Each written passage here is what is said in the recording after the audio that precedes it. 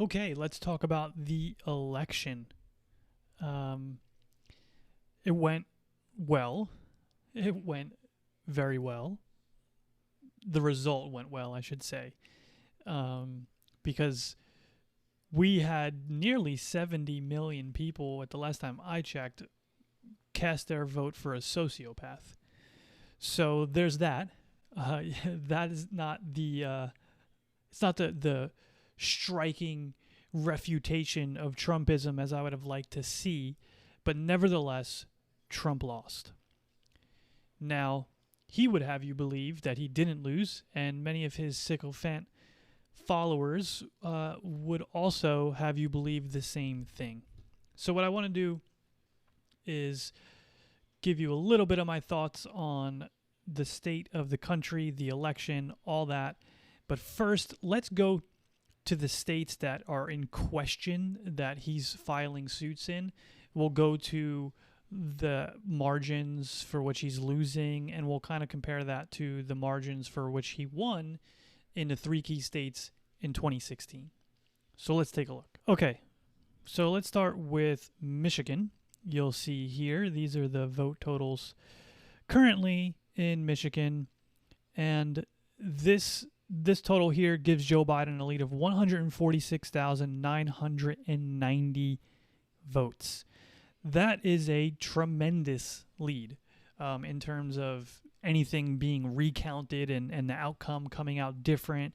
Also, if you're filing suits, that's a lot of ballots that you're going to have to get thrown out in order to win Michigan. So that is highly, highly unlikely. Moving on, let's go to Arizona. So the difference you see here in Arizona is a difference of 12,813. Again, that's a significant margin that is not going to be made up in terms of a recount for sure. Potentially, I guess you might be able to get enough of those ballots thrown out if whatever kind of in courts and suits they bring forth, potentially that can be flipped there.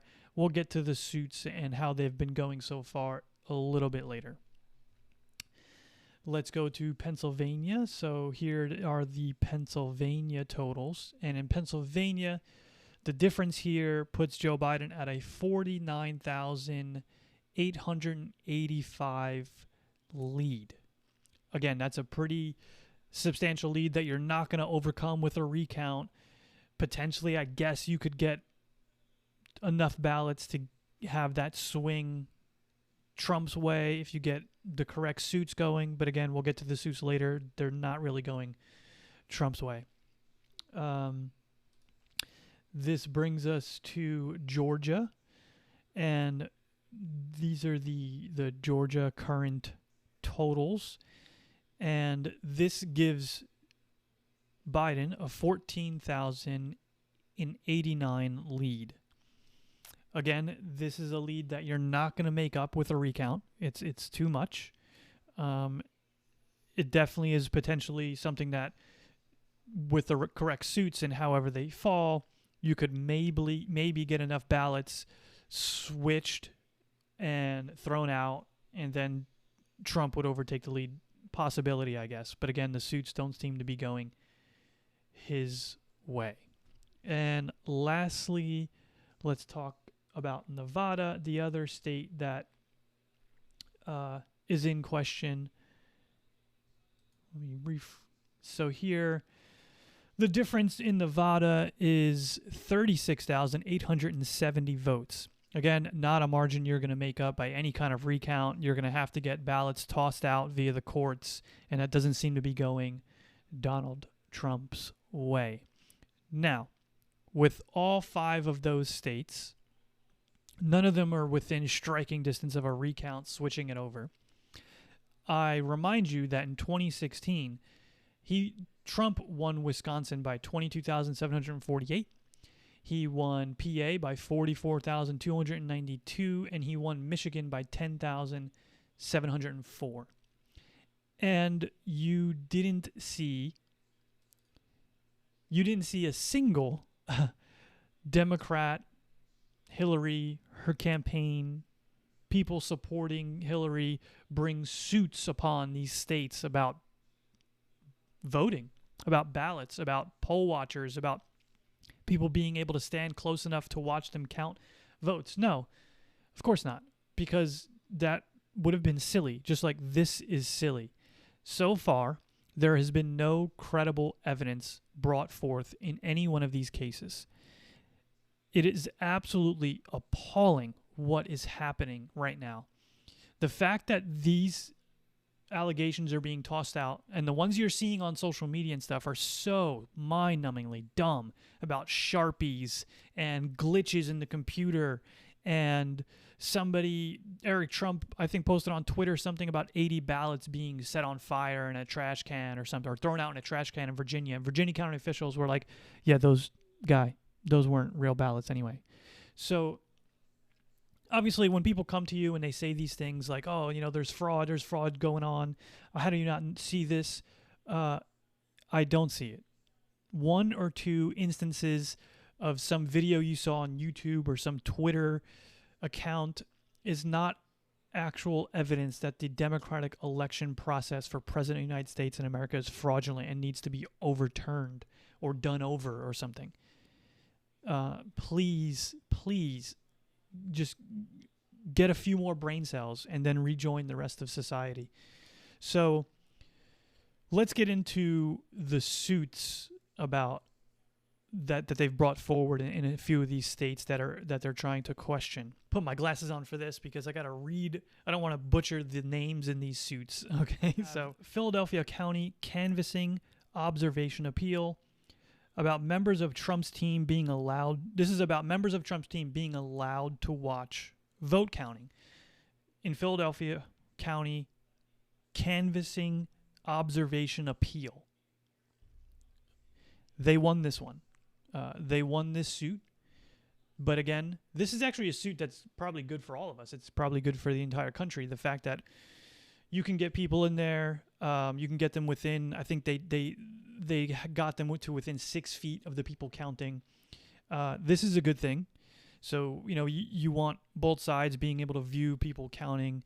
It would cut down on any funny business, obviously. You got both parties in there counting. Beautiful outcome. They won that one.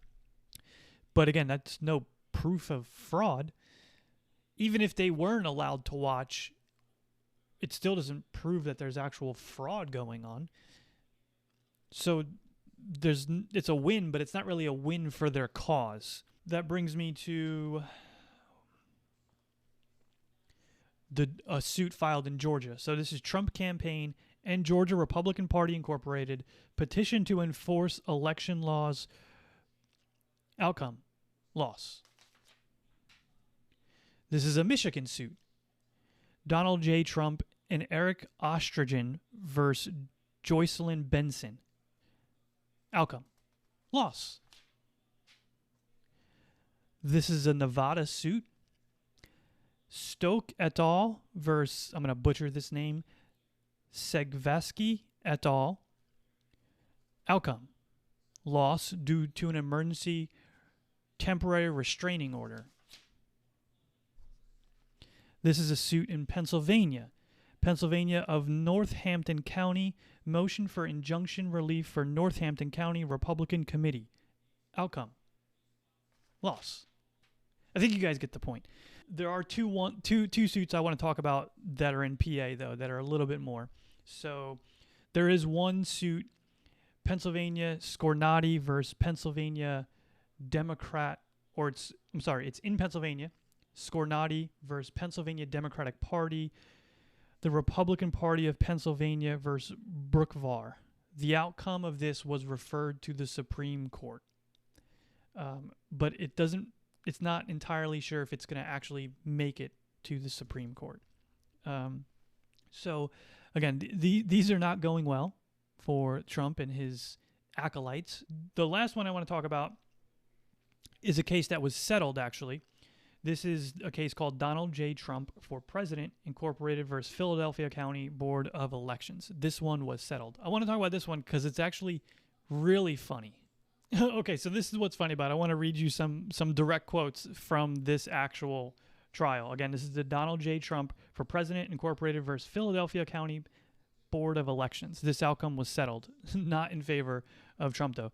So the judge in this, his name is Paul Diamond, he asked the Trump campaign in this, quote, "Are your observers in the counting room?" This was about people being in the counting room. Sorry, this was about people being in the room allowed to observe the counting going on. Paul Diamond says, quote, "Are your observers in the counting room?" Trump campaign. Quote, "There's a non-zero number of people in the room." There's a non-zero. Well, there can't be negative people in the room. So if there's a non-zero number, that means there was people in the room. That is one of the most lawyery answers I've ever heard anyone give. It's so sleazy. Paul Diamond says after that, quote, "I'm asking you as a member of the bar of this court, are people representing the Donald J. Trump for president representing in the plaintiffs in that room?" The Trump campaign lawyer, quote, "Yes." Diamond's response was, quote, "I'm sorry, then what's your problem?" Oh man, I wish I was in the room for that one. That was probably quite the exchange of entertainment. So yeah, these suits are not going well for Trump and his lackeys.